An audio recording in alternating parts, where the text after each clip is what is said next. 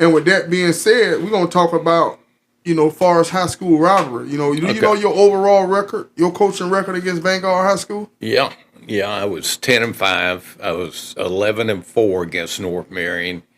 12-3 against Lake Weir. For a long time, I had the best record. And now people now that they don't play one another, and if you weren't here when those were the high schools, now there was no Bellevue or Westport or Trinity, right. And you had to go to school where you live. Yeah. And so it really spawned a lot. And we had when we had jamborees, we'd have the 4 schools come in the spring, and each would play a quarter against one another and stuff. And we would pack the stadium. That's correct. And now they play people in the spring that nobody cares about, even if they come here, and you can't promote your program. You can't bring money in if you bring something nobody cares about. Let's talk about communication. Let's talk about the love. Let's talk about communication. Oh, let's talk about the love. Let's talk about communication. Let's talk about the love. Let's talk about communication. Oh, yeah. Ladies and gentlemen, this is your host, William Robinson, coming at you live today from the studios of TLC, Talk, Love, and Communication.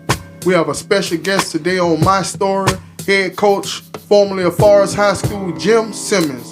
He coached from 1970 to 1992. He was a part of 2 state championships and 9 district champions. This man has been a staple in our community for many, many years, decades, and we love and admire. He's going to give us some wisdom, knowledge, and understanding, his input upon the state of football from the past to the way it is today. And ladies and gentlemen, with that being said, we want to give my guests a special round of applause, ladies and gentlemen.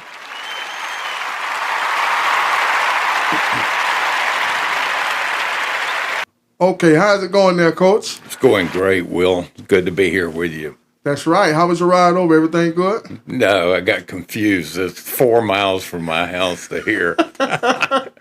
That's right. So tell my audience a little bit about yourself. We're going to take it back to...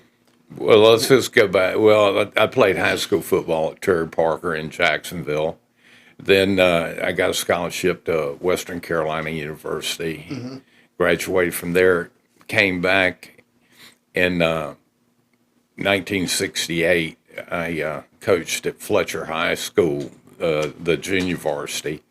And then the next year, I got a job at my high school, Terry Parker being the offensive line coach.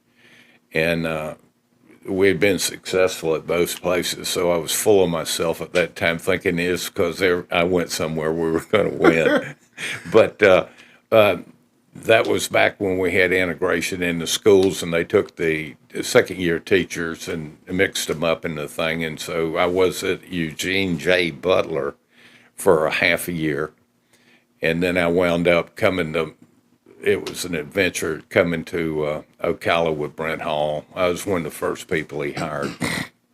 Leaving Jacksonville, coming to Ocala, what was the major difference? Well, first of all, I was crying going over the bridge because I didn't want to leave over the Matthews Bridge. Yeah, my whole thing, everything was coming together. At one point, I thought I'd do maybe 5-6 years as an assistant and then be the head coach at Terry Parker. Right. And because that's what my goal was, but it got jerked out.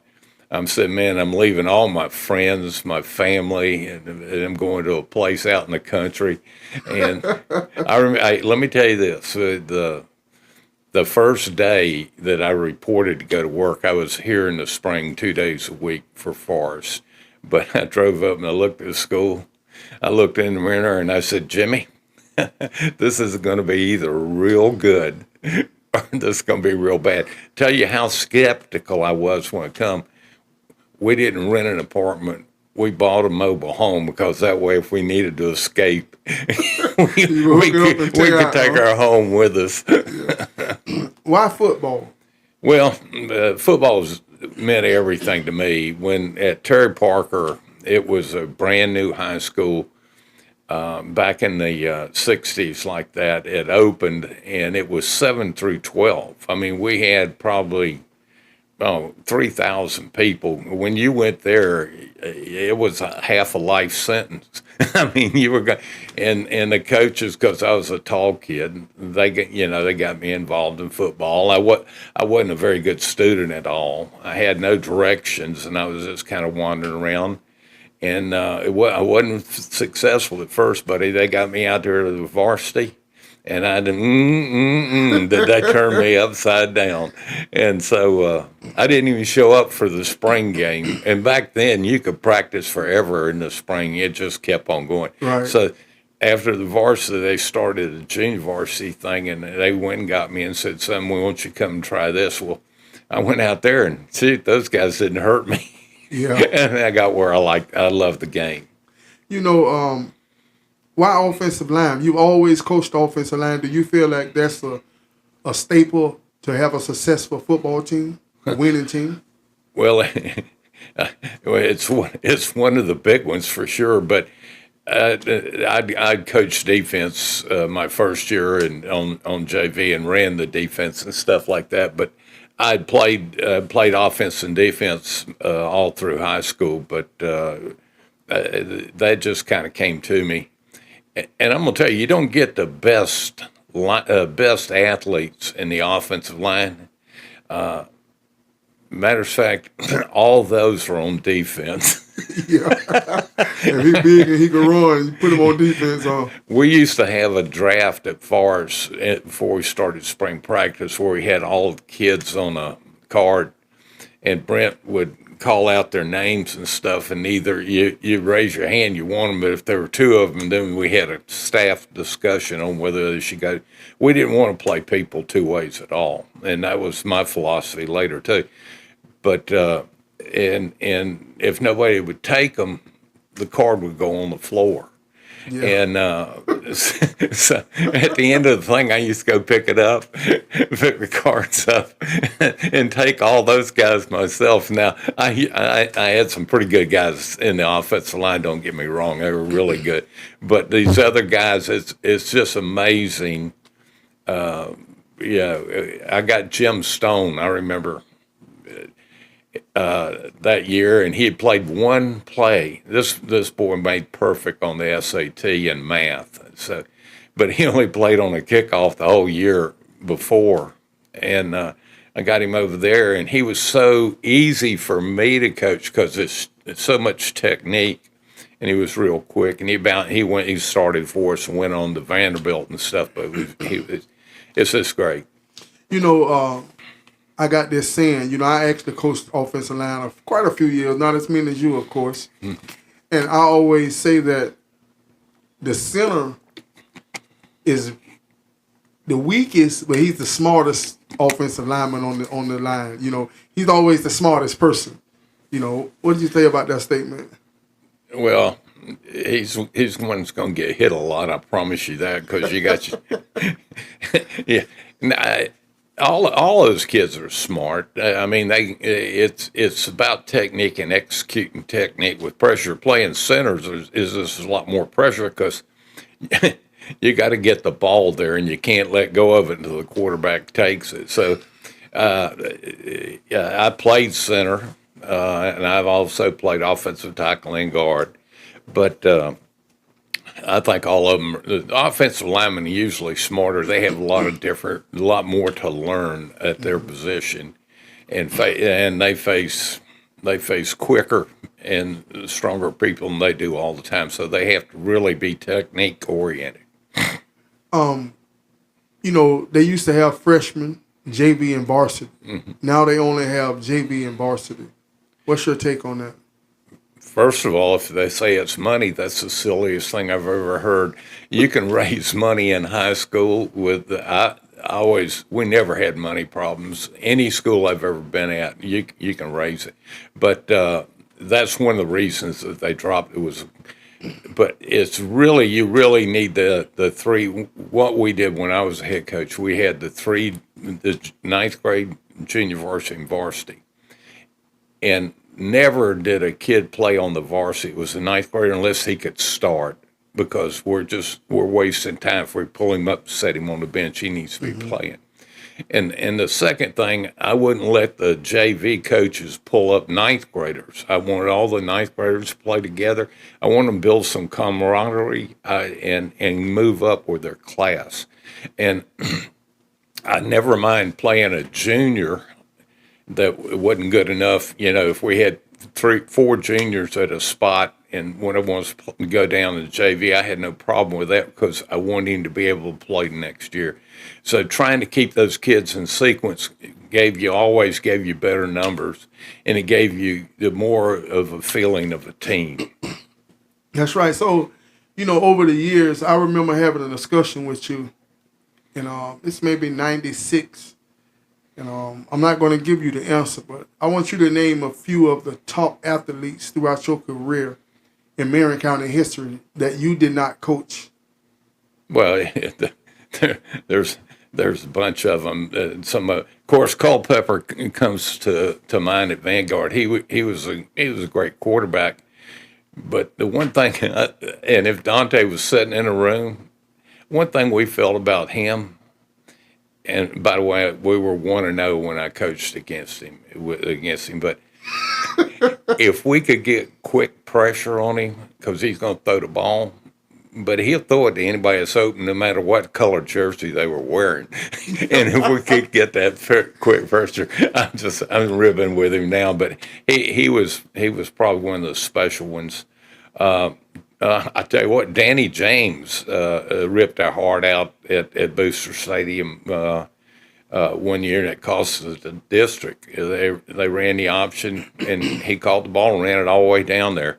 And but they did a good James. I'm trying to get good.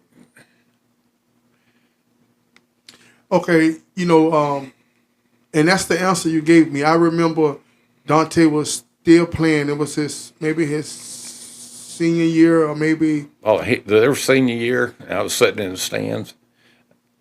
Forrest didn't touch him because he put 70 points on the board against them that night there. And I think I coached out there that spring or something, and they had this great plan. That was Larry McDaniel's 2-year stay.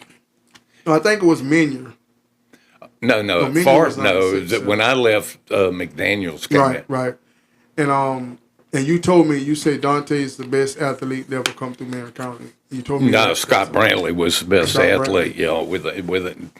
Scott Brantley was good enough as a sophomore to play at the University of Florida when he was in high school. That's not me saying that. That's the guys that were trying to recruit him. They said right then when he went there, he was a starter right off the bat. Heads and shoulders. Tyrone Young was a great athlete. He wasn't a great quarterback by any means, but he had tremendous speed, and we had such good receivers when Tyrone played. If he threw the ball, they could usually run it down. Yeah. If the guys in the band didn't get hit first. Yeah. You know, it was some pretty special. You know, Steve Rim was pretty good. Yeah, he was. It's really hard for me to give. I don't think we ever lost a rim either, but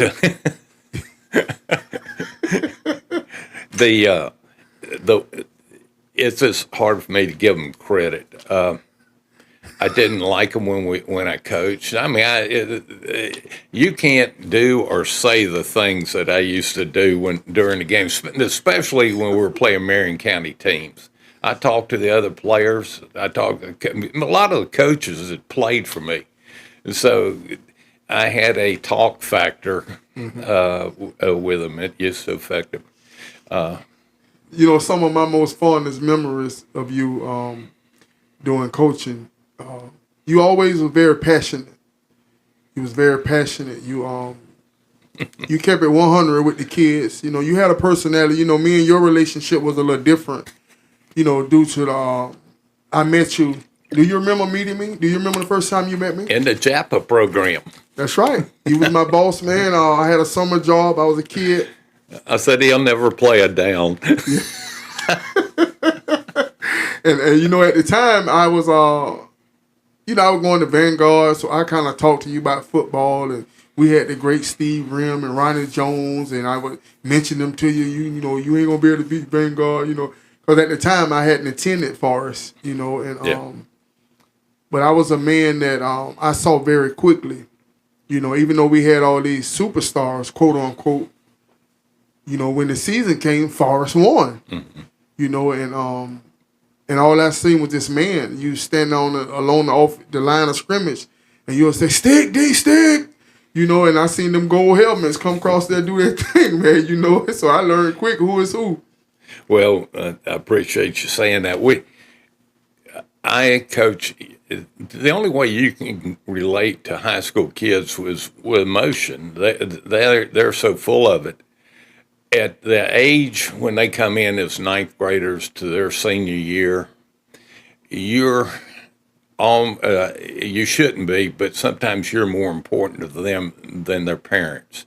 Because I used to tell them all the time. I said, "Let me tell you something." I said, "When things get tough in life, there's two people going to be with you all the time." And I said, "That's your mom and your daddy." I said, "When you've killed 4 or 5 people," I said, and they can find the heads in your refrigerator and stuff. Your mama gonna say he didn't do it, the boy didn't do it, but your daddy's gonna say, "Well, you know, he did have a tendency." So your mama's gonna stick with you all through your life, and your dad, and those are the most important. But because of the excitement that goes around playing football, and because they look up to you like with false, you know, like you're something more than what you are. I try to always be straight with the kids, not mix a lot of words. And I know some of the words they used back then you're not allowed to use, the lawyers say. But you know, as a coach, you know, to you just Jim Simmons. Yeah. You know, but even for me to sit here with you is special to me. You know what I mean? Sometimes like you say, you just a coach coaching football. But sometimes, you know, the role that you play in the lives of the kids, you know, I don't think even you understand at times. You know what I'm saying? Well, I do. I do, because that's exactly the way. Remember, I told you that we went to the same school from 7 through 12, and the same head coach and the football coaches were there, so that they become very, very special people to you. And even more so because you spent so much of your life with them. But I tried to, they did so much for me. Like I say, I was just a little wandering, could care less about school person, and gave me purpose and gave me goals and helped me achieve them. My head coach, Aaron Brown, is still alive. And his daughter called me the other day, and he's in a nursing home. He's sharp as a tack still. And when he found out they were naming the field after me, he was so proud. He said, you know, he said, "Jimmy," he says, "you deserve that." And he went on and said a lot of special things. But I told him I appreciated everything they had done for me. And he said, "Sonny, he said, you don't understand. We did a lot of things for a lot of kids like that." And he said, "You took advantage of every one of them." It hit me like a bell. Every opportunity I had, I tried to make the most out of it. And that's, you know, where you're at in life today, it's all about what the choices you make every single day. And I hear people saying, and I got grandkids and all, "Well, they're running around with so-and-so." I said, it doesn't matter who they run around with. People don't hold them down and force drugs down their throat. It's a decision that you make as an individual. That's right. And you know, you just got to be strong. And I went through a lot of stuff. They said, "Well, you don't understand today." It's always been that way since the dawn of time. The names have changed, the drugs and stuff have changed, but it's all about the decision. When you wake up, You look in the mirror and say, how did I get here? It's every decision that you as an individual make. Speaking of decisions, me and one of my partners were talking, and we talking about name some of the greatest woulda, coulda, shouldas throughout your career. The woulda, I would have made it if this, I could have made it if that, if I was a little taller. Well, that's like, I love Vince Woodbury to death, and he was a really good player. He's 6'2" and 220 pounds. He didn't put the effort in the classroom that he should have. And so he didn't live up to the potential he had. He went on to be in the Marines, to be a great citizen, have great kids. But woulda, coulda, that's the thing. We want to, when I was coaching as a head coach, people like Tony McCall, and people like that come along every once in a while. Tony Cason, Scott Brantley. Well, now, I wasn't a head coach with Scott, but these guys, we recognize, it's not hard to recognize. Who is who? Yeah, well, what kind of potential they have, and I would bring them in the office in their freshman year, and this is what I'd say. I said, you have a chance at the end of 4 years to go to college, really and truly. If you stay in this program and work like it's designed, you'll have choice. I said, because God gave you a special gift. And I said, we're gonna have special tutors because you got to score on the tests, and we're gonna get you ready for that if you want it. I said, now, at the end of 4 years, after we've done all this stuff, I said, I'll shake your hand and pat you on the back. Now, either you're going to if you've done the work, you're going to get to take those trips to those universities and stuff and make a choice. If you hadn't, I'm going to pat you on the back, shake your hand, and say, next. I said, I'm going to get mine. I want you to get yours, but I'm laying out what you got to do, and have no doubt that this will come to pass. And it goes back to the decision. Yep. It's a choice. And it's hard when you're a kid to totally understand it, especially. Oh, you can't. You have to set goals, and it's really hard to, that's like I had a kid that wasn't an athlete in my DCT class one time, and we had this 3 and 5 year plan. And you had to get up and was playing. And he was talking about how he was going to be in the NBA and how he was going to be better than Shaq. Yeah. I said, son, listen. And when he got through doing that thing, I said, yeah, that's some high goals. And I said, but there ain't a word in there that's going to be true. I said, I'm just going to tell you like it is now. Unless you had the most unbelievable growing spurt there is in the history of man, and you come and make the 9th grade team here, which you hadn't done anyway, I said, you ain't got a chance in hell of doing any of those things. And that's one thing I've admired about you over the years. You always was blunt like that. You would be straight up. Yeah. And that's pretty much how you were worded. And even with adults, even with your staff, that's who you were.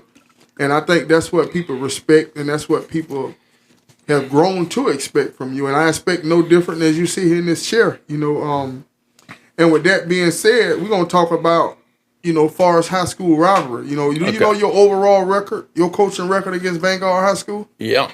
I was 10-5. I was 11-4 against North Marion, 12-3 against Lake Weir. For a long time, I had the best record in it. Now, people now that they don't play one another, and if you weren't here when those were the high schools, now there was no Bellevue or Westport or Trinity, right. And you had to go to school where you live. And so it really spawned a lot. And when we had jamborees, we'd have the 4 schools come in the spring.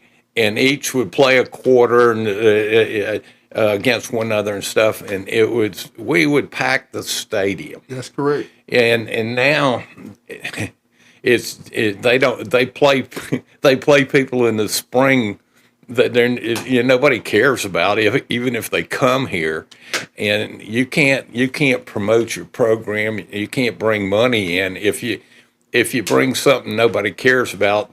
They ain't paying whatever it is to get in, and but that's the way they want to do it now, and that's the way they do it. I'm gonna take you back to my senior year.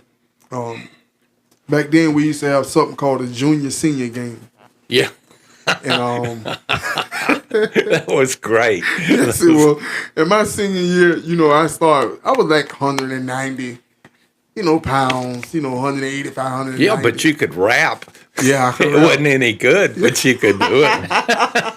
Hey, there was some hell of a pep rallies now back then, wasn't it? In your world, there was. Hey, you wasn't saying nothing when we went to the game and the whole crowd was doing the hump. No, yeah. I know. But I remember my junior senior game. I played on an offensive guard. Mm-hmm. I always had a little speed, a little quickness. Here comes a guard around story, but go ahead. Yeah, you remember that? Yeah, I remember that. And the referee couldn't, it's really an illegal play. Because what we was doing, the center would hike the ball in his butt, and everyone would do like a sprint.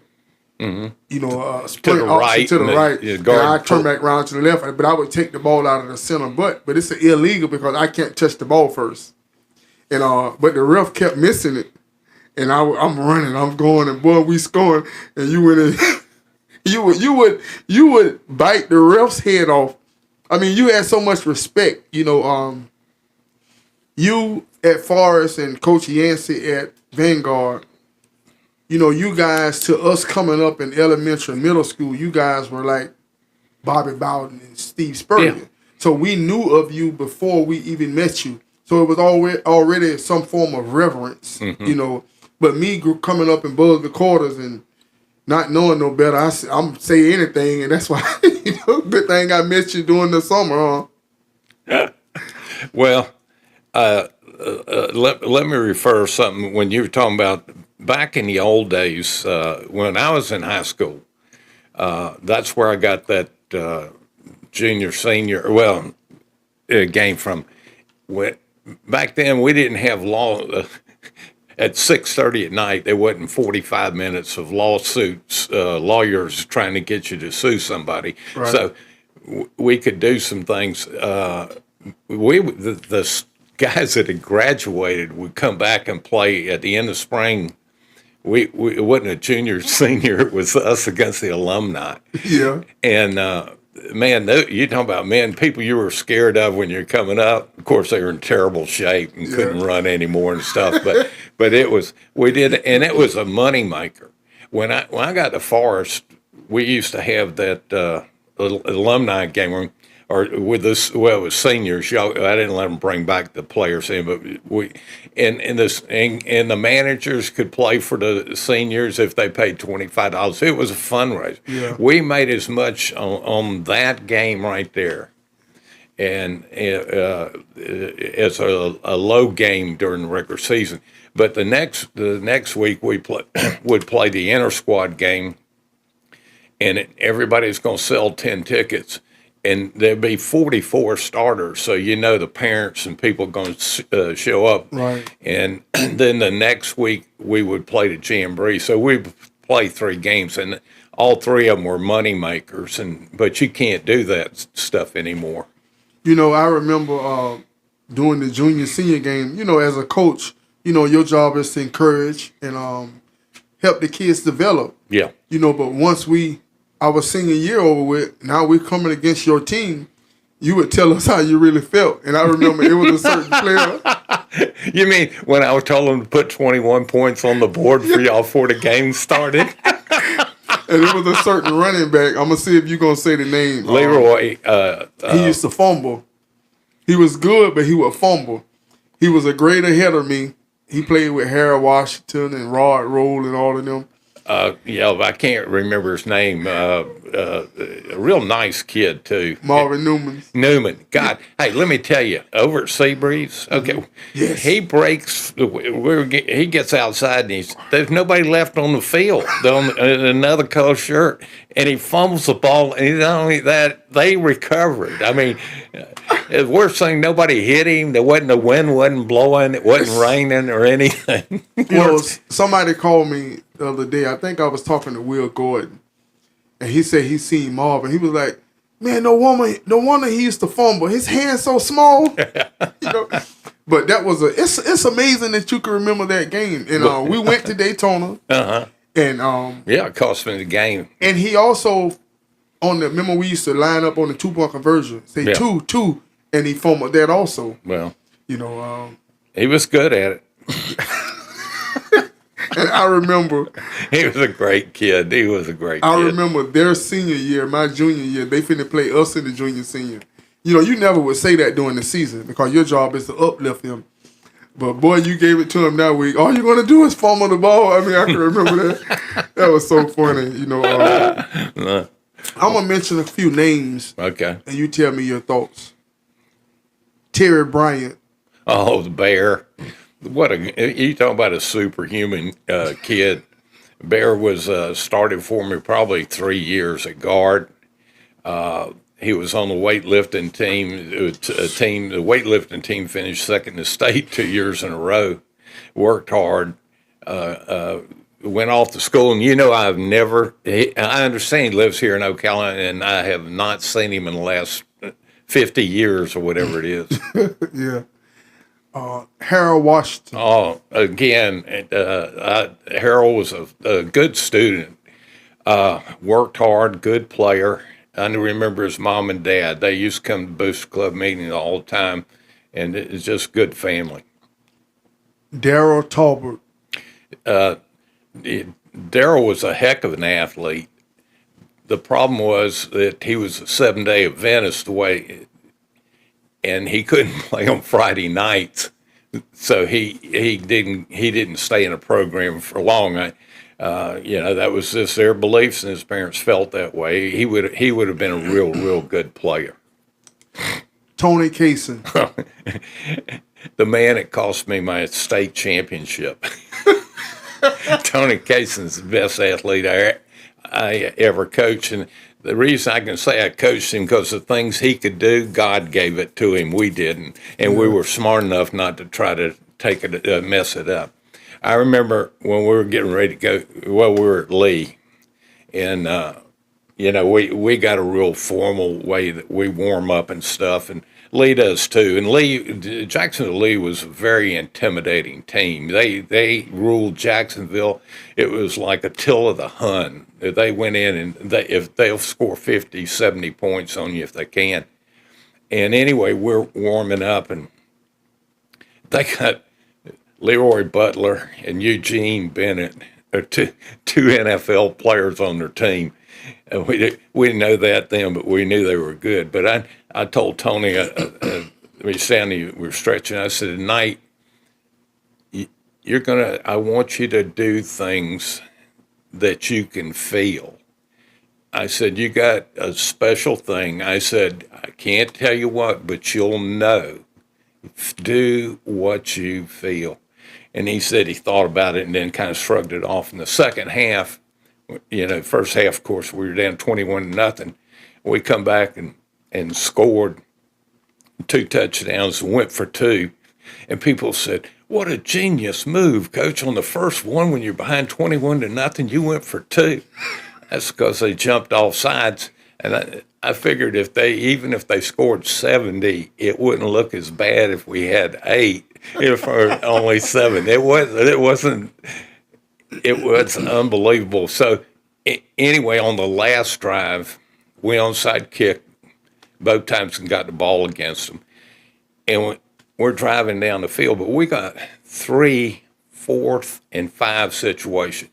Now, the one thing we're running the outside veer out of the eye, and their whole thing is don't make the fullback beat you. Johnny Green was a heck of a fullback. He would beat you too. But Kaysen would pull the ball, and he made 3 fourth down plays that were unbelievable to keep that drive alive. And the next week we play a Scambia, and they got Emmitt Smith. We're in the film room, and we'd already seen the films by the time we got to Sunday. We had already done everything on Saturday this time. But Coach Mitchell, Theron Mitchell, who's without a doubt the greatest defensive coordinator that has ever been in high school football. The man's, he was unbelievable. We were together for 23 years. But he looks at me and he says, he's going to get 100. He's averaging 190 yards. I looked at him, and I was always the obvious. And I said, and he's going to get another 190 yards. Because I said, a bunch of good teams tried to stop him. Let me ask you something. Do you think Emmitt, even though, we know he's in the Hall of Fame, yeah, you think he always had great offensive linemen, or was he really that good? Well, let me finish the story on this thing, and I'll get back to that. The one thing when I looked at the teams, they had Emmitt, and they had to control. They had a good defense. We had a real good defense too. I mean, and they didn't mind hitting you, and we had an offensive line that was as good as anybody's around. That's with Reggie Jackson. Reggie was 6'2" and 365. We had to have special pants made, and everything. But we lined him up foot to foot, and he wiped out human beings all the way down the line. But with the rest of all those other linemen were really good on that team too. But Tony could throw the ball, and for the first time, we had guys at every position that could catch it. Tight ends, splits, slots, everything. Backs, they could all catch it. I said, we can score faster than they can score. And with Kaysen in there, we could. We were down 14-0, came back, tied it up, went ahead 21-14, and then Tony got his knee hurt. He didn't get his knee hurt. We can't cancel him out. We can beat him because we can score faster than they could. And people say, and give him all the props in the world. He had good offensive line. He's the greatest back to ever play. And he's a class person, too. Now he owns one of the biggest construction companies in the world.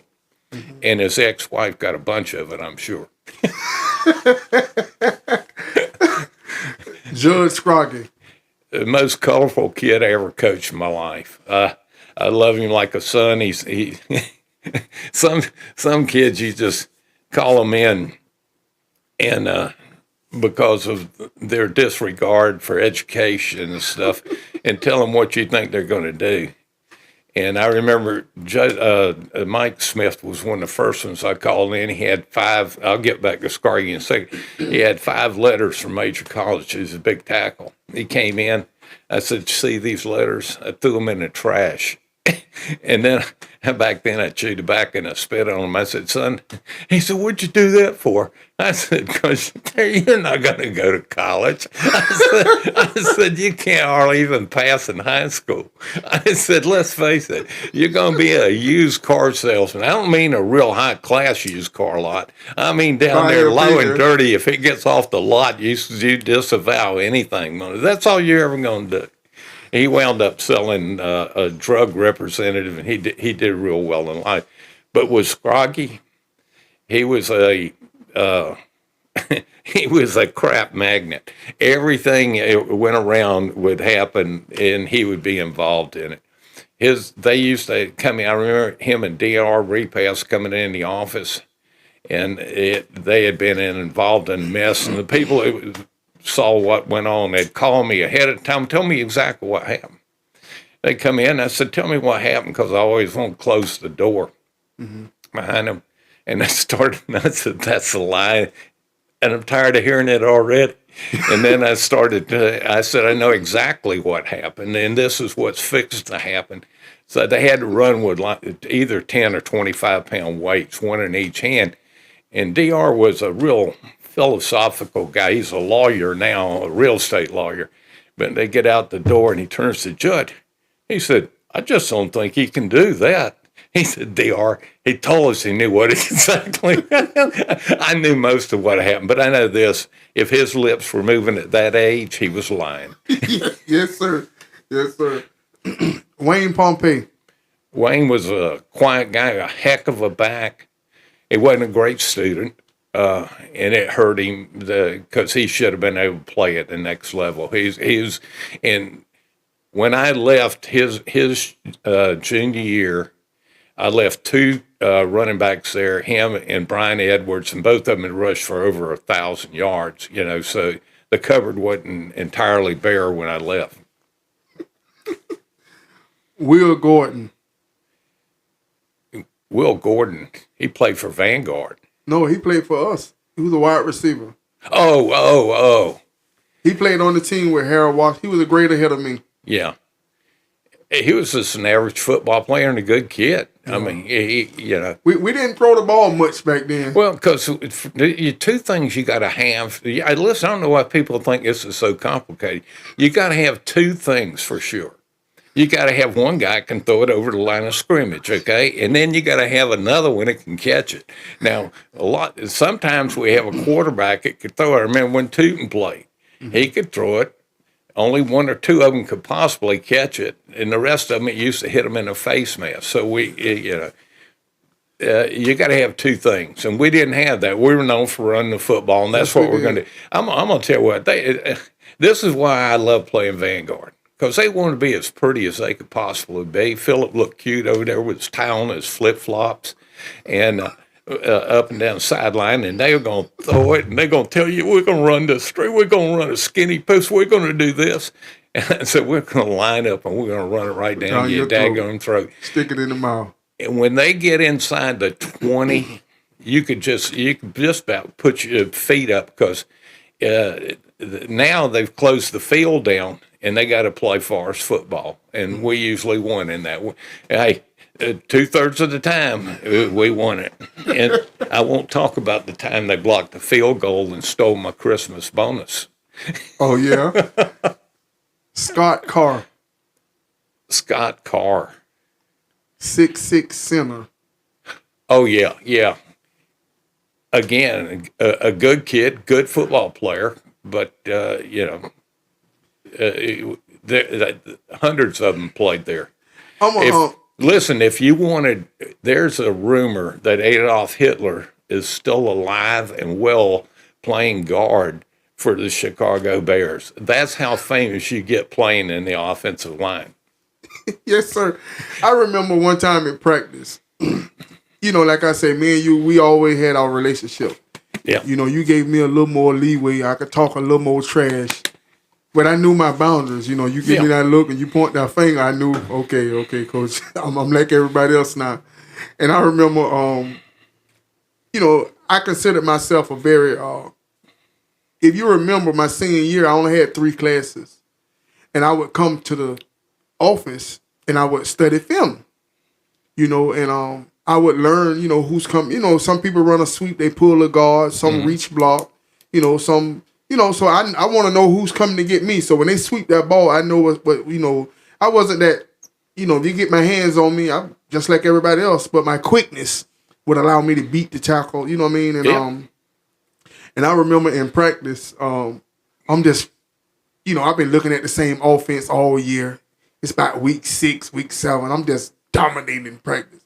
And so you tells me, you like, you tell the coach, you like, hell, y'all making Rawson looking like an All-American.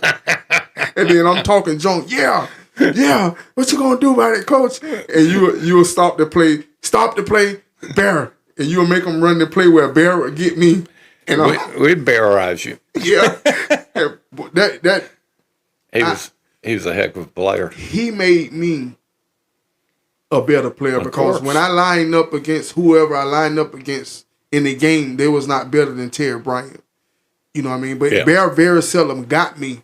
You would sick him on me if I go to run in my mouth. You would call that special play where he would come and get me. One day he crabbed me all the way to the telegram pole. he was so quick off football for his size, and the thing that hurt him about going on in college football, he played. I forget where he played at. It was a small school, but you got to be so tall now. I remember Danny Sanders that played tackle for us. Florida come down and talked to him, but Danny was probably 6 feet, 5'11", 270. But they're looking for 6'5" and taller, 300 and something pounds. And it's hard. It's hard for parents to understand. My son's 270 pounds. He played on it. He's all this. He's all that. Not saying Danny's parents were saying, but there's only a few people that can play at next level. There's a very few. If you can play at Florida or Florida State now, I know both of them aren't doing well now, or Miami.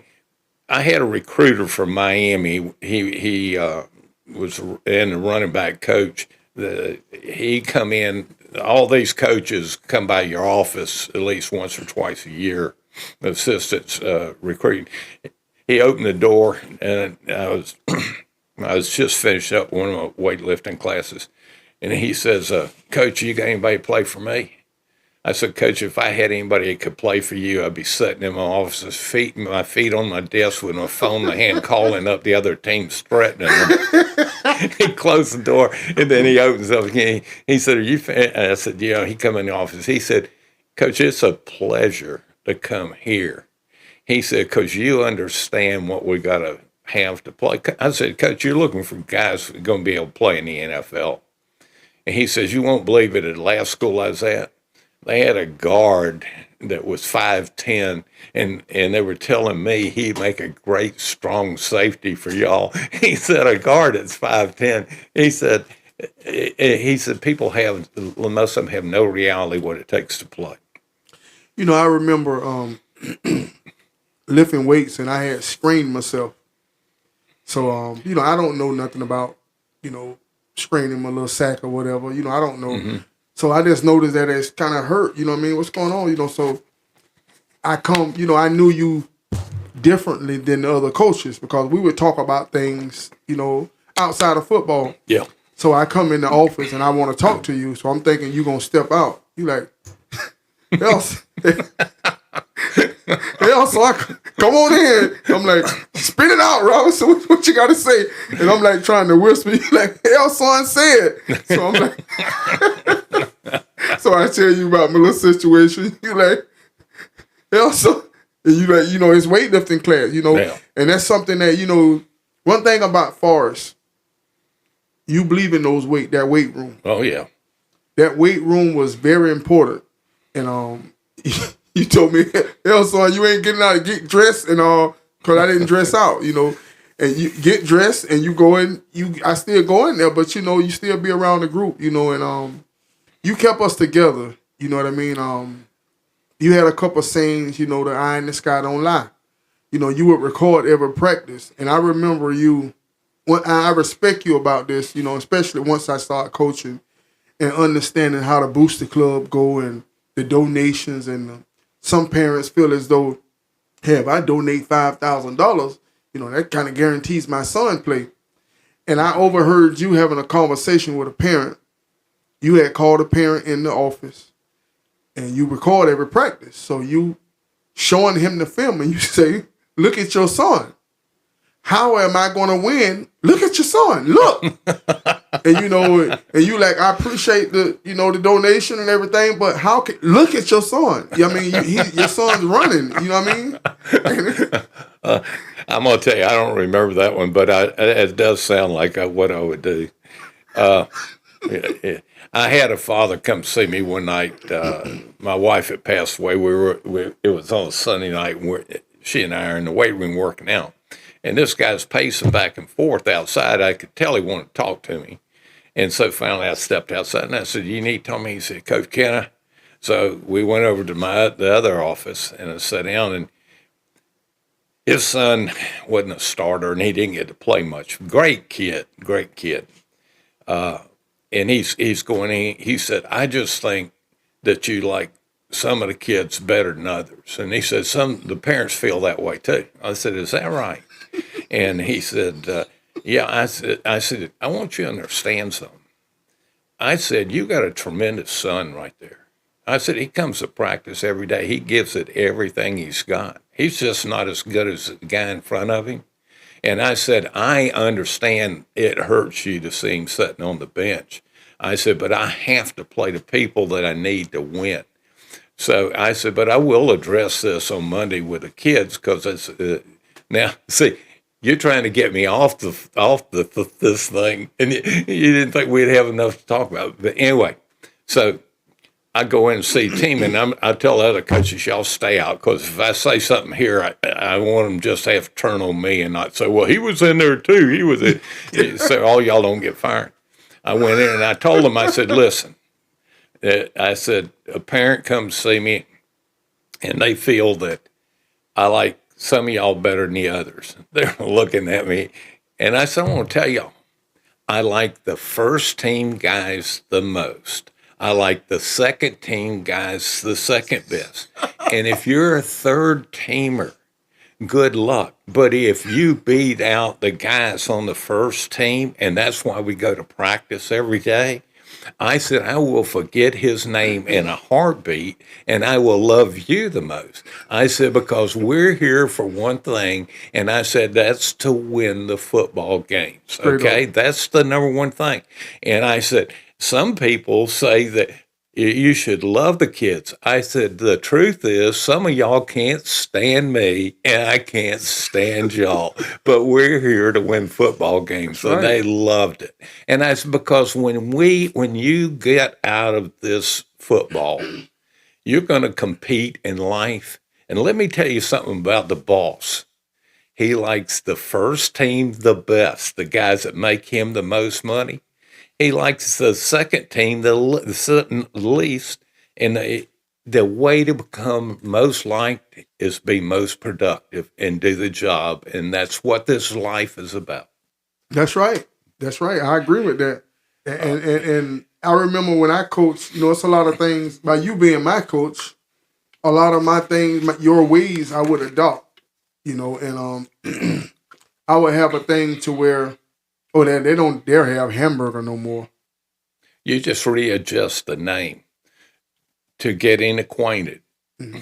That's the truth. And what I would do if the second string man, he could say, Coach, I challenge Coach Simmons for the offensive tackle spot. So we would stop practice and let them go at it. And let's say he get the best of him doing that little squabble. Okay, that means he's the starter. But, he may start and go out there 3-4 plays and another man go in, Yeah. But to the kid, that mean a lot. The fact that he know that he has a chance to step up and to overtake that person. But I'm going to give you a chance, Coach. I want you to take it from the beginning as far as high school. And I'm going to make it. We're probably running. You probably already turned the tape off. No, you got plenty of time. Let me tell you. When we came to Forest, the staff. The first one was Brent, Eddie Romeo, who I thought was one. We were together for 20 some years. One of the most intensive offensive people I've ever been around. GB Chappell, he was a holdover from the other staff, and Fritchie Smith, and I think that was just about it. We went out there. They weren't. Coach Mitchell wasn't with us at that time, but the other coaches weren't used to the intensity that Coach Hall, myself, and Coach Romeo brought to it.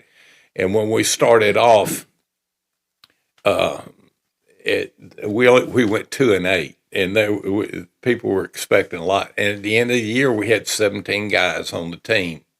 Last 3 games, I remember Gainesville, Leesburg, and somebody else beat us 50-0. And I'd implemented sprinting to the line. Now, hey, listen, you got to sell hard, okay? When you're getting your butt kicked 50 points a game and you're not scoring, to convince them that what you're doing is right, because the other team says mean things when you're running up there and you're getting your butt handed to you. They said, and I said, if you keep believing what we're doing. I said, we're going to get better and better and better. And the next year, those 17 guys come back. Most of my offensive linemen came back. And it started off, we won the first game and lost the next three in a row. Well, the Booster Club, it's like Columbus was discovering America. We're sailing across the ocean, and Coach Hall kept promising we were getting better and better. Well, they had him up on the shoulders ready to throw him over to the Sharks when somebody said, win, and all at once we won 6 in a row. And it went from them wanting to throw him overboard to he was leading the parade. And so that's the way it is in coaching. And then we started winning. We were playing with donkeys, going to a horse race and getting beat. But within 5 years, we had a bunch of race horses starting to move in. And it's funny, the same things we were doing when we were 2-8, we were doing when we were 13-0. But all at once, they weren't stupid anymore. Give me the percentage, talent or coaching. Do what now? The percentage. Break down the percentage. You think it's more? Okay, here's what. Number one, never. First of all, the saying "don't take a donkey to a horse race" is the most truest thing in sports. It is, because if you take and you're playing elite players and you got very average kids, you're gonna get. I don't care how good you are. It's possible to win one game and outcoach somebody if they're really stupid. But with great athletes, it's hard to beat teams because they can make great plays all the time. But number one's the athletes that you have are the reason you win. Number two, it's the assistant coaches that you have around you. They're the ones that do the day-to-day coaching in the positions, and they're the ones that work so hard. As you move up in the scale, you become an administrator, and there's so many more things that are required of you as being a head coach. At first, when I became a head coach, I didn't coach the offensive line for 2 or 3 years. And then Bob McCall was my offensive line coach, and he went into private business, and it was just for the season. I went back doing it and did it the rest of my career. Which I enjoyed doing it. I don't know how much they enjoyed, but I did. Coach, you taught me a lot of things over the years, and I would like to think that. Well, I tell you what, we're gonna wait till that. We'll talk about me at the end. You had a lot of assistant coaches over the years. No, I hadn't. I'm going to tell you, listen to this. That's one of the reasons we were so successful in this. When Coach Hall left, I got the head job, and Coach Romeo and Coach Mitchell, we had all talked. The three of us applied for the job. And when we went in and talked to Archibald and said we were going to apply, he says that I'm not going to accept any other people applying. He said, I can't do better than what y'all are. And he says, what's going to happen when one of you gets the job? He says, we're all going to stick together no matter who gets the job. And so that's the way. But Eddie was with me for 15 years. Theron was with me for 20-some years. We had Dave Horner was with me for probably 15 years, and he became the athletic director after I left. Robacher, he came from Vanguard, came over, and he was a ninth grade coach. And Wayne Yancey, I hired him to do baseball and football. Wayne was with me the whole time. They worked their way right up to the varsity. So when Steve Shapp left and Micah Thanison, I only had about 3, but I only ever had one coordinator change, and that was from Coach Romeo to Coach Horner. The rest of them, we were all together. And see, that just made people knew what to expect when they were coming, and we did some things. When you ask a young man to cut his hair or he can't be on the team, Well, nowadays you're insane. You're taking his civil liberties away from him. By gosh. Okay. And if you ask them to sprint to the ball every time from the huddle, every play at practice, every play in the game, no matter what the score is, well, that's darn near brutality. Yeah. That's brutality. No human being should have to do that. They're throwing up on Yeah. the field. Yeah. You know, you say the three of you guys applied for the job. Mm-hmm. As you sit here today, why do you think they chose you? Well, the principal took us in the office and he explained it. Let me tell you something. Coach Mitchell knew more defense than I'll ever know. And Coach Romeo, it was so experienced. Both of them have been head coaches, and I never had. And when it came down to it, he felt that I could handle the pressures that go with it better than the other two. They were very good at what they did. And one of my biggest assets, and my ex-wife, after 12 years, told me it was one of my biggest faults, that I never matured past the years of 19 to 20, somewhere around in there. She said, of course those kids can relate to you because you're one of them. It says, you've never improved. We were married. She was a superwoman, too. I don't blame her. I'd have got out, too. But because I only cared about two things, it was football and fishing and, of course, education. Yeah. But to this day, as you can hear from the conversation we have, we're able to relate in the stories. See, I wanted to make sure, I used to take that truck and we'd make that west side run after practice.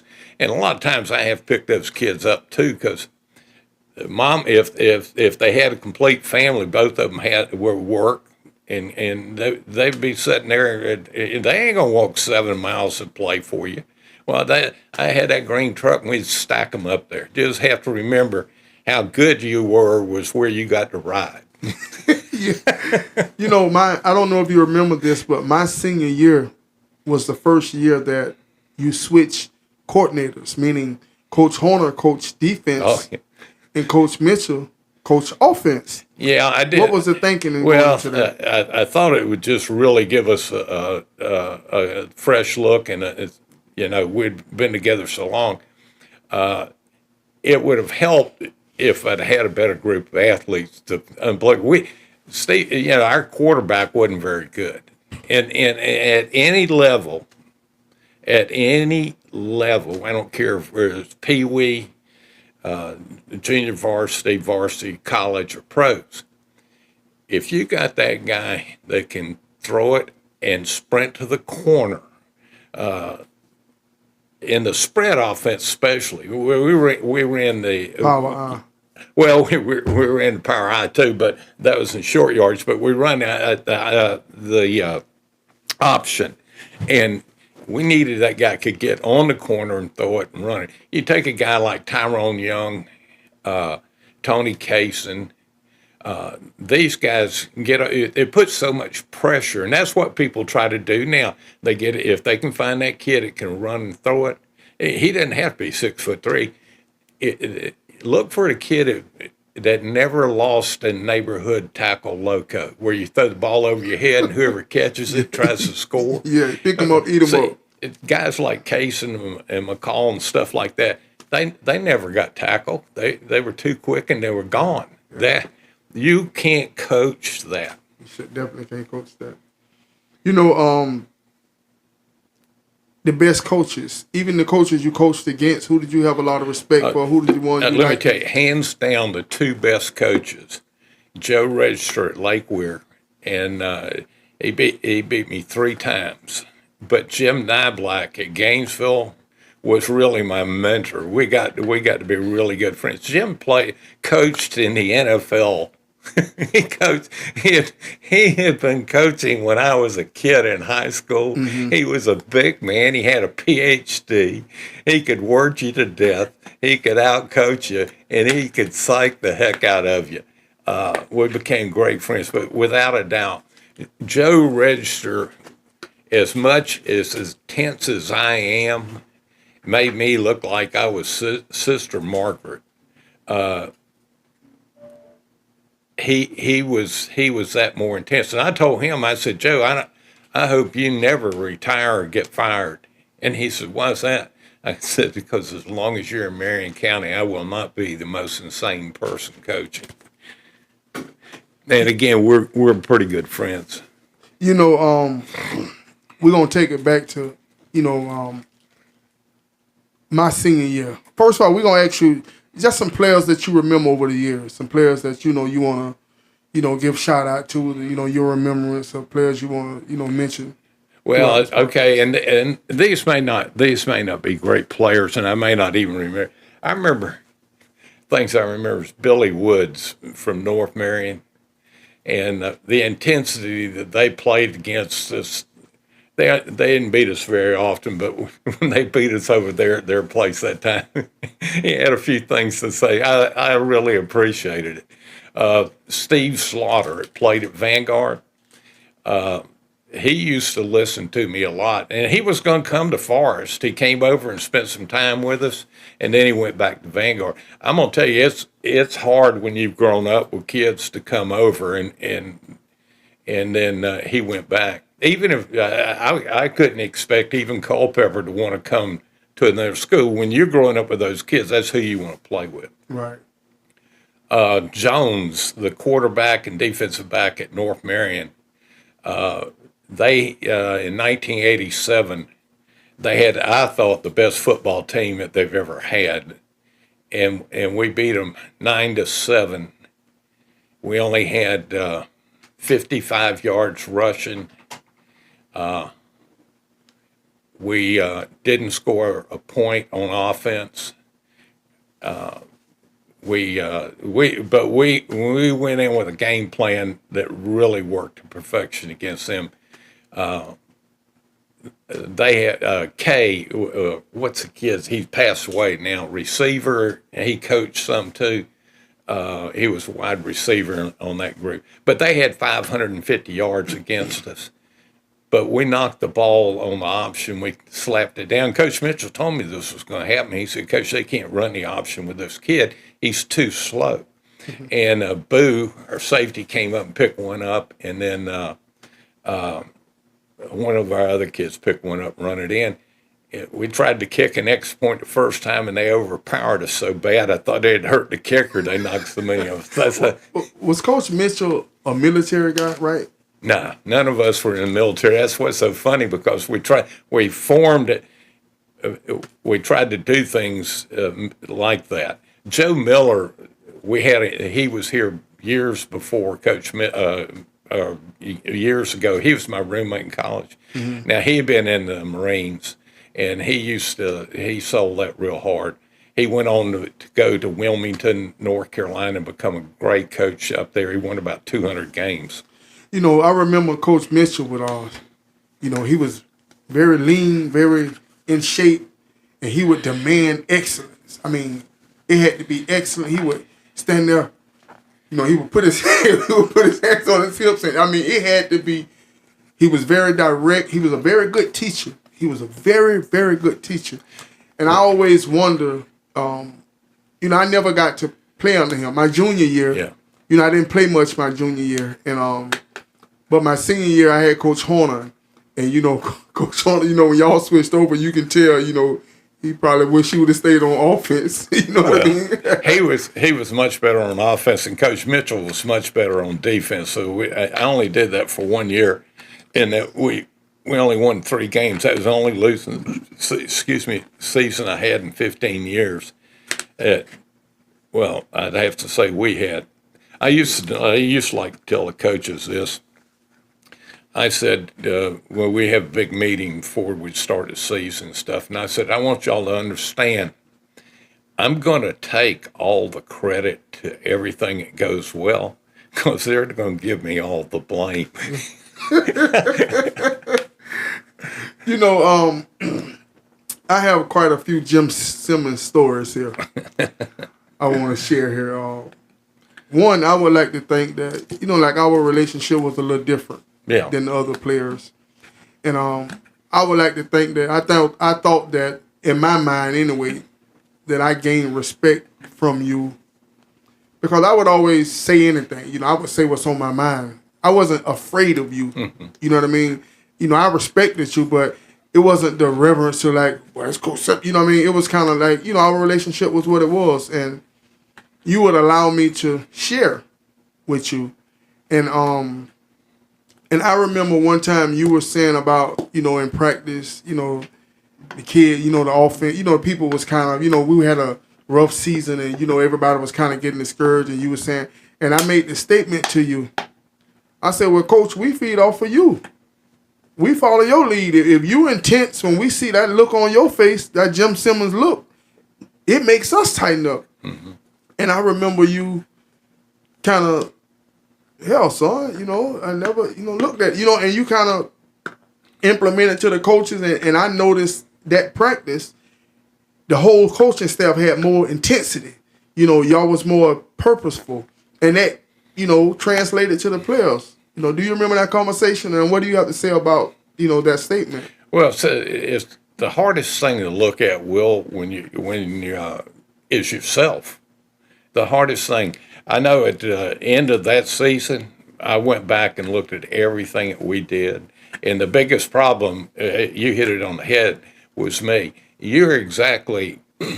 That's why I did all the weight room stuff myself. I mean, the assistants were in there, but when those players come through the door, and you had to be there for that bell ring, or I took and run. Yeah, run. See if you could push the science wing out of the way. Yes, sir. There. But the thing is, it all comes from the top. It all comes, like you say, they feed off, and being in the weight room for 4 periods a day. You've got, and then the end of the day, the bread and butter's coming in. You better get your big butt up, and I better be fired up, or it's all goes downhill. If I'm not in that room, there was never any doubt the intensity would drop, you know. So you're right. And I learned a lot that year. You know, another story I got, you would always talk to us about being on time. Yeah. About right now to this day, my clock, you know, the cell phones, it is what it is. But if I have to set a clock, I set it 10 minutes fast because that's something that you taught me. The most disrespectful thing you can do to an employer, to a team, is not respect the start of it. If you're supposed to start at 7 o'clock in the morning, and you come see it again, it comes back to the players. If you're late to practice, you can say all the things you want to, but you didn't get here. That's what the thing is, and that's your job to get there. When you can say that to an employer, sure, there's a lot of problems, but in life, where you're at are the decisions that you make. And unless life takes and you get hit by a truck, you know, I mean, there's some exceptions there. You know, and you taught me. So we played Sanford Seminoles that year. Oh yeah, I tell you what, that's I dislike that team. Is they have more talent than God's green earth. Big old everybody. Yeah. Just there was a big man. Mosquitoes was almost bigger than us, you know. And that week we took a charter bus there, and you had been preaching to the team because we was very young my senior year. That was Wayne Pompey and Tony McCall and Brian Edwards and Keo Barnes. They was younger. I was a senior, but they was only sophomores. Let me tell you, Keo Barnes was a heck of a player. Yes. Yeah. He's a little loose in the head at times, but he was a heck of a player. Yes, he was. And me, you know, a senior, I'm chasing girls, you know, and I was chasing this particular girl around, and I mean, we right around on campus, sneaking, doing little things, you know, so I'm doing my little 1-2, and I had a watch on. And as in the middle of this act, I looked down at my watch, and you told us to be there at 5 o'clock, 4:30 or something, because we had to ride on the bus. And I looked down at my watch, and it was like 4:45. And I said, oh my God. I stopped doing what I was doing and I ran fast as I could to that field house. But I know it was kind of like a parent. You know, it was kind of, you know, the days of those days you can't do now. Like you were saying, you held me accountable. Right. I had enough reverence for you to know I'm in trouble. You know, it's just like no different than my mom told me something, my dad told me something, and I had to answer to them. I knew I was going to have to answer to you. And so as I ran, I'm jogging. So I'm coming through the parking lot, you know, where the players could park at. And I'm coming through, so I start walking. So I'm trying to like get myself together, get my story together, you know. You know, so my mom always taught me, she said, son, when you're wrong, you're wrong. But when you're right, you fight. And in this particular situation, I was wrong. So Coach Horner seen the whole team's there, but me. And you know, that year, you know, I was the little vocal leader, you know, I was, you know, and Coach Horner was like, when I bent the corner, Coach Horner was the first one I saw. He was like, here's Will here, you know, and you took me in that office. Bring your headness in it, you know, and you know y'all had where y'all kept y'all locker, you know, the coach's locker, and you took me in there and you jacked me up against that wall. You jacked me up against that wall and you told me, you're a leader, these guys look up to you, and you know, you late, everyone's here but you. What did I teach you about 10 minutes early? You know, what are you doing, Robinson? You know, and I felt so bad, you know, because I was wrong, you know, and I never forgot that, you know, and that old long, I'm looking at the old long finger now, the old long brown and white finger in certain spots, you know, you stuck that finger in my face. So now you got an attitude. Now you mad. See, I don't made it bad for everybody. Coach Simmons mad, so you walk around with the red face, you mad, and so it was time to get on the bus. Starting defense, get on the bus. So we stand up, everybody but you, Robinson. So I have to wait. So you call the offense, special teams, so you make me the last man to get on the bus. So so I go to get on the bus. I walk by halfway down. When I get on the bus, I won't look at you. I'm kind of like looking up, you know, and you staring down at me with that look on your face. So you tells me, so I walk by halfway down, so I'm looking around all the seats kind of.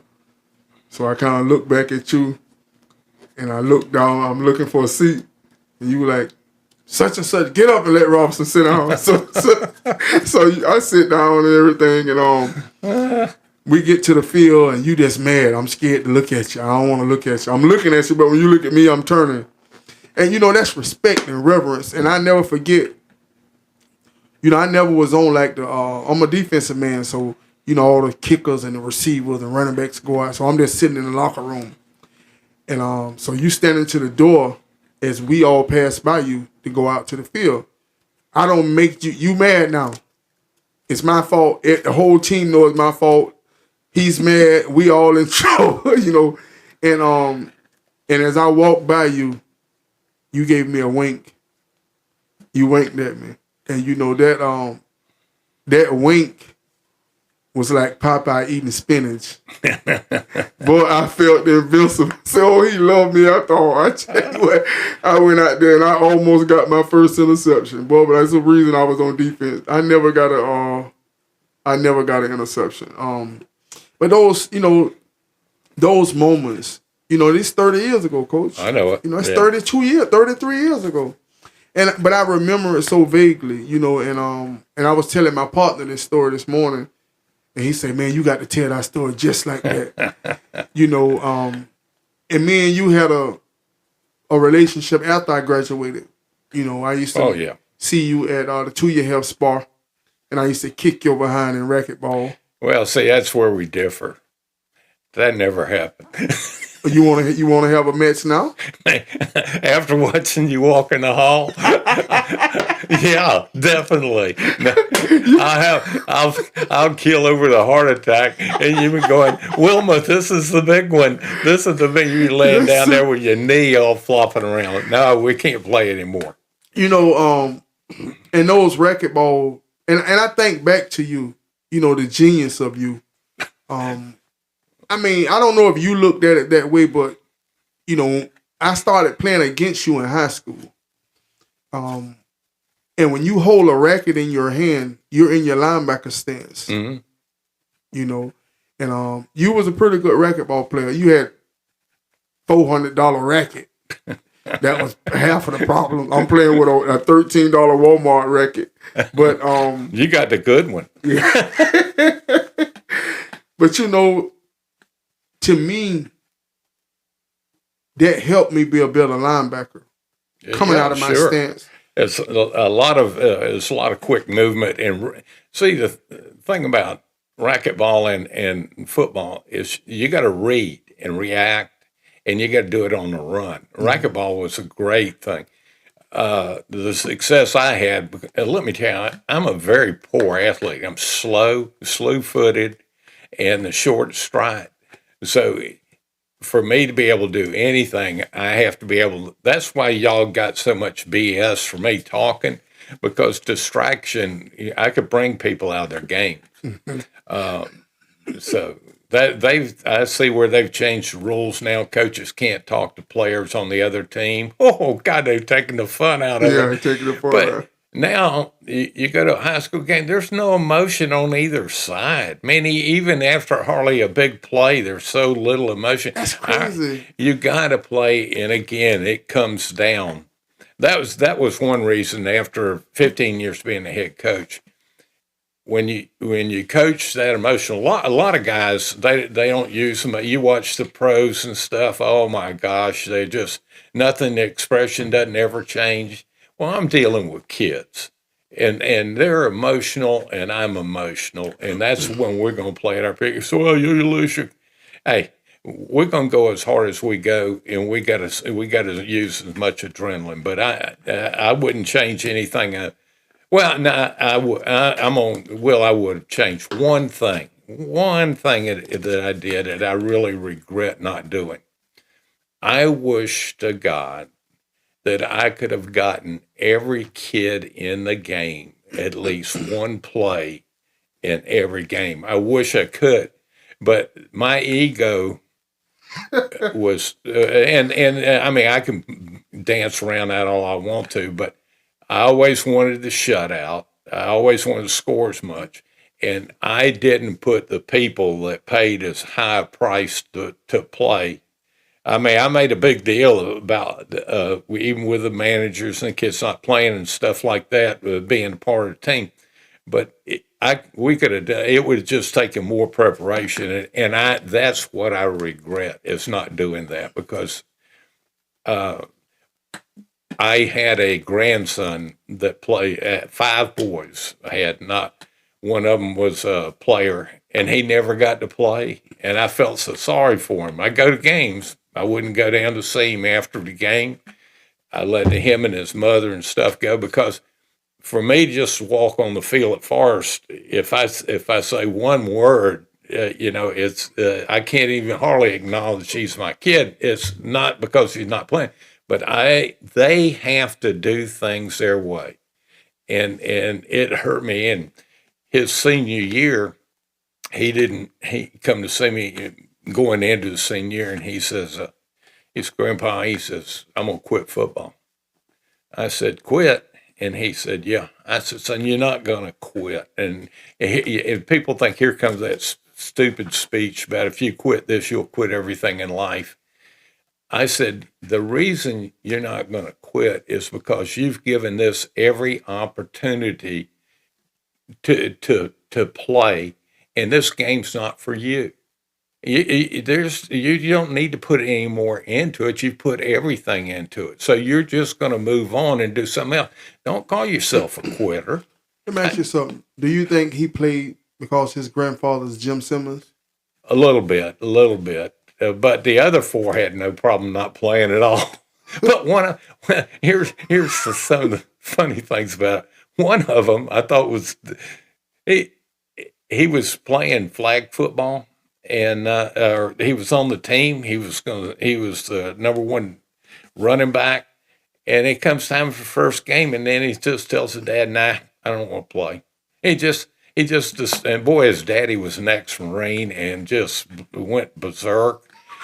Call me. He says, you got to talk to him. And I told his dad, I said, listen, as bad as you're saying, he said, well, he'll quit everything. That's a quitting. So I said, that's the stupidest saying it is in life. I said, there's lots of things. People start smoking and quit. Does that make them a loser? No. You know, football is something that has to be, Either you have to love it. Either you love it because it is. I have seen kids that play because their parents make them play, and it's even when they were starting, they didn't enjoy it. Even when we were winning, they didn't get the enjoy. If you're gonna play that sport, you got to really, really You got enjoy to love it. And here, we used to have them tour days, man. You know, now I went out to a certain, school. You know, I went to Forest last year. You know, they would practice at 5:30 in the morning. Wow. Because, the heat. You know, they didn't want to be in the heat. That is, hey, and that's so much more sensible than going out there at 1 o'clock like we used to do it. And what's crazy is the dedication, because those kids would be there. Yeah. The whole team is there. And that amazed me. We look at, we always say the kids now is not as tough as they were when we, every generation says that. Right. But at the same time, it's because of you and your regime that first time I started looking at the weather report. It's 96 degrees. We going out there them tour days in the summer, Well, and you know what? Listen to this. When I was in high school now, way back in the 1960s, they didn't give us water. They didn't give us water to practice. Now, of course, we all weighed 150 to 190 pounds. We didn't have anybody big on the team like they have now. It's amazing. Now every school has a trainer or more than one. They have all the facilities are get nicer and nicer, and there's no doubt in society things we've settled now for a lot less because we just do. We think a lot of places think everybody deserves a trophy. No, they don't. Yeah, no, they don't. And just because you played doesn't mean you get a trophy. So, but we keep settling for less and less. We're not as tough. And now I don't want to get in it, but we're just not as tough as a nation across the board. That's one thing I got from you is. When I coach a team, I tell them, losing is not an option. Only thing matters is winning. Mm-hmm. I'm here to win. You guide and lead and guide you as an individual, as a young man. But the bottom line is winning. Winning makes everything better. Oh. Well, there's two sides to that. I want to make a comment because I've been on where we never lost. And I've been there when we only won 2 or 3 games. Here's the difference. Winning is what your goal is, but winning is the falsest world there is. People want to tell you you're better than what you are and how great you are. And it's false because in life, you're going to go through divorce. You're going to have children that die. You're going to have parents that die. And all these things are tough. And that's what life is. It's just winning that's what your goal is. But if you don't ever lose in life, you haven't lived it because you just hadn't. Life's tough, just tough. I'm going to finish my racquetball story, and I got one more after that. Now, we used to play racquetball in the 4 walls at Tuya Health Spa. Mm-hmm. I had never played in the 4 walls. Sounds like an excuse coming, but go ahead. So you kind of had an advantage at first because when the ball come off the other wall, I kind of like it took me a while, and of course you got me by 30 years, So at the time you in your 50s, I'm in my 20s, Almost an even match. Yeah. Yeah. Yeah, right. In your book. So, in my world. But see, you had a habit of to stand in the middle of that court. Because you knew, like you say, you wasn't the quickest or whatever, so and you knew you kind of tall, so you could stand there, you could bam, bam, you ain't got to move, 2 steps here and there. And me, respecting you and loving you the way I do, I kind of hit around you. But then I'm setting you up, and you would run that mouth, you know what I'm saying? You talking that trash. So that's true. So when it get down to the wire, I remember hitting you in the back a few times. Blah. So I stung you in the back. Some of them was unintentional. Sure. But Well, I let me add one thing here. I don't think any of them are intentional because I don't think you could hit a smaller area as me. You're lucky to hit the wall, but go ahead. and a few times down the stretch, it's getting to the wire. It's game. It's intense in here. And you talking that junk, and all this. So a couple times man, you gotta get out the way. You know what I'm saying? And and I stung in the back a few times. And a couple times, I'm thinking I'm a grown man now, white kid. And you would turn around and give me that finger you gave me in that locker room. You'd be like, "Oh, you hit me in my back again with the ball." That was funny, man. I tell you what, man. I appreciate you over the years, man. I'll never forget you as long as I live. For those 3 years I went to Forest, especially 3 years because I mentioned before when I was on JB and everything like that. It meant a lot to me. And we spent, for a couple of years there, about 3 years out of high school, 3-4 years. I used to see you at the gym a lot, and you've been a great motivation. In fact, you taught me a couple of things, lifelong things that I carry on and I have passed on to my kids. But my the best Jim Simmons story I have is my senior year. Like I said, we had a losing season, and defense was really good. Offense, like I said, our quarterback thing, and I had a deep thigh bruise, and so you would come and get me first period, and walk me back up to the thing, and I would sit in that ice thing. Yeah. Remember? Yeah. And one day, me and you was going up the hill. It was a hill to get to. And you seen one of the teachers. And one of the teachers, I guess, had been running their mouth. Word had got back to you that he was talking trash about the football team. And you had some rather choice words for that teacher. Some words that I no longer say. I'm quite sure. I hope you no longer say. And, I don't. Thank God I don't remember any of this. I remember precisely what you said. I remember holding your head in the ice water bucket trying. And but to me, that was passion. That's what I saw. Passion. I saw a man that's willing to fight for us, to fight for me. We meant that much to you, to where I couldn't defend myself against a teacher, but you would defend me. Sure. To that teacher.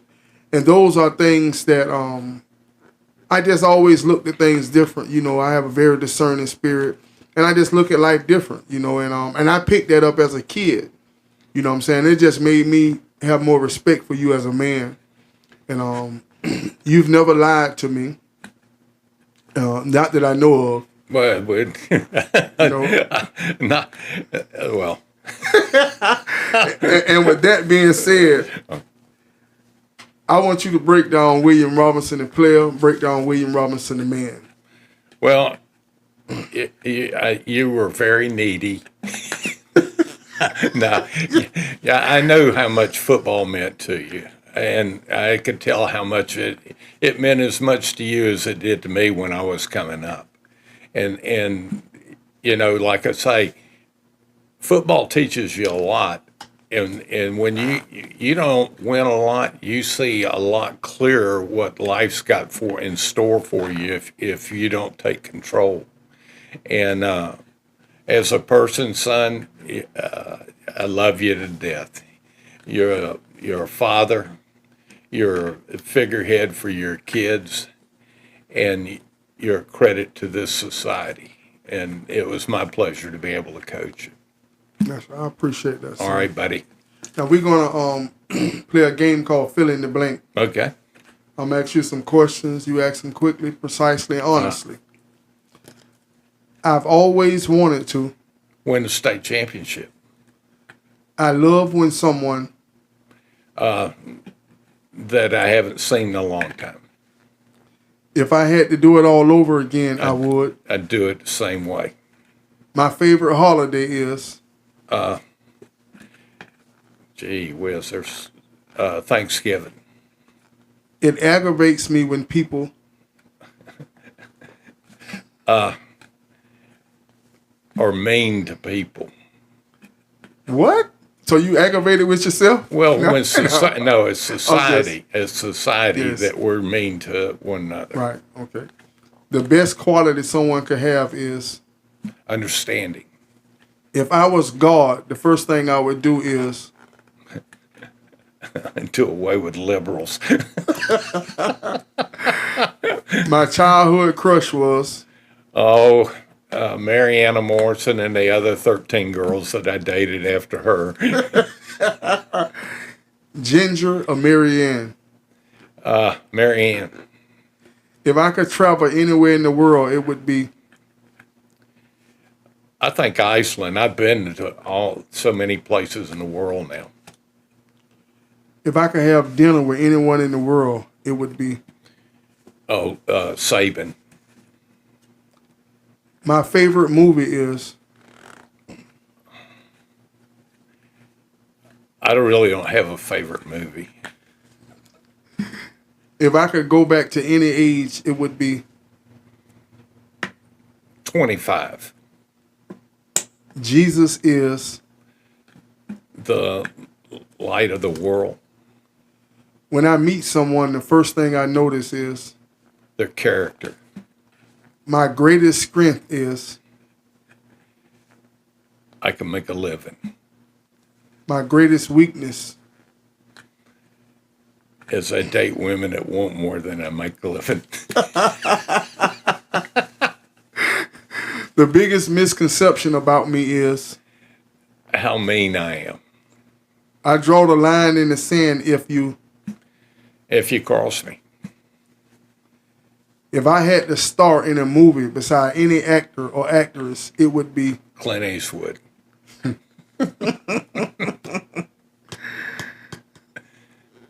Vanguard High School is. It was where the buzzards used to circle a lot after we played them. North Marion High School is. A nice farming community. Dunillen High School is. Never played them in a regular season game.